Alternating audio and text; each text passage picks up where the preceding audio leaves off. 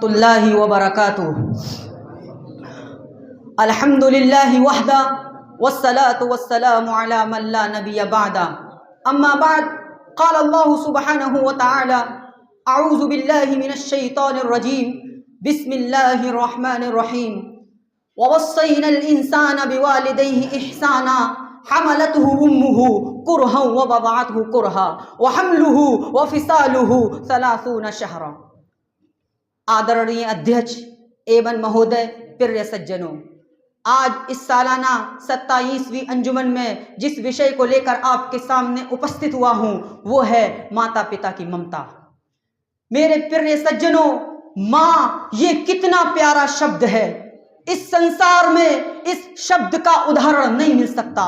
जब ये शब्द हमारी आंखों के सामने से गुजरता है तो हमारी आंखों के सामने प्रेम की एक प्रतिमा आ जाती है। वास्तव में प्रेम, ममता, तड़प तथा बलिदान जब इन शब्दों का मिलन होता है तो एक शब्द बनता है, वह है माँ। माँ जीवन के अंधेरे मार्गों में प्रकाश का एक स्तंभ है। इस संसार के सभी लोगों का प्रेम अशुद्ध हो सकता है, लेकिन माँ की ममता और प्रेम 100% शुद्ध होता है। हदीस में आता है, सही नसई की हदीस है, मोहम्मद सल्लल्लाहु अलैहि वसल्लम के सहाबी हजरत जाहिमा अस्सुलमी रज़ियल्लाहु ताला अन्हु आप सल्लल्लाहु अलैहि वसल्लम के दरबार में उपस्थित हुए। निवेदन किया कि मैं जिहाद में जाना चाहता हूँ।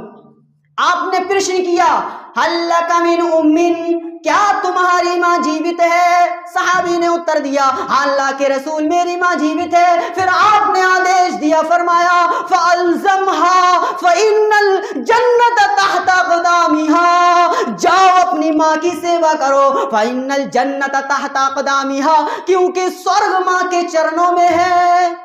मेरे प्रिय सज्जनों, माँ वे महान हस्ती है जिसने हमें 9 माह तक अपने पेट में रखा।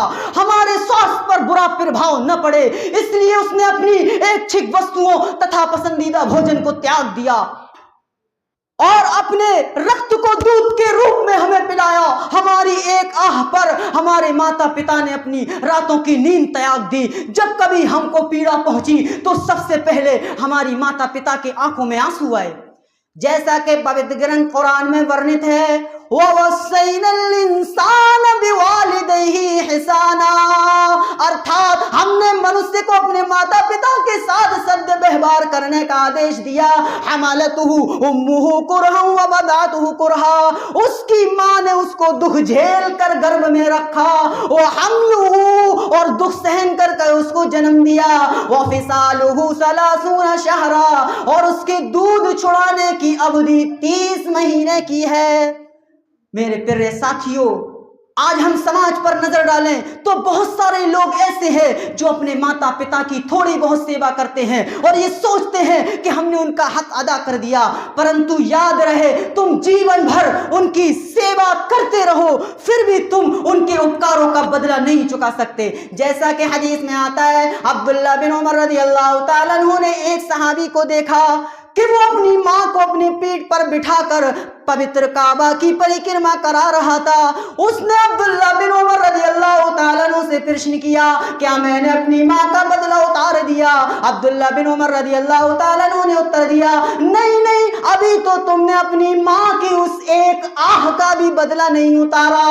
जब तुम्हारी माँ तुम्हें जन्म दे रही थी, उस जन्म देने की वजह से उसको जो तकलीफ और पीड़ा पहुंच रही थी, उसकी जो पहली चीख निकली थी आह की, उसकी जो पहली आवाज निकली थी आह की, अभी तो तुमने उस एक आह का भी बदला नहीं उतारा। तुम अपने माँ के जीवन भर के बदले उतारने की बात करते हो।